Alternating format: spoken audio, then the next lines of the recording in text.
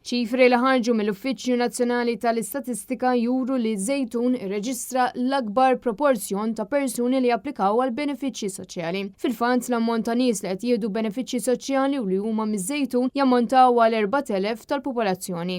Din id-dejta hija relatata mas-sena 2022. Ir-rapport juri li iktar minn terz tal-popolazzjoni kienu qed jirċievu benefiċċji soċjali iktar minn 190,000 persuna ekwivalenti għal 35%. Inċidentalment, l-eks membru parlamentari Laburista Silvio Grixti kien tabib tal-familja fil-lokalità ta' Żejtun fejn l-iżjed li reġistraw persuni għal benefiċċji soċjali. L-istess tabib li qed jiġi mixri li kien jifforma parti minn grupp kriminali li wettaq frodi li falsifika dokumenti għamel dikjarazzjonijiet folots ħasil ta' flus u li xtara proprjetà meta kien jaf li kienet ġejja minn attività kriminali.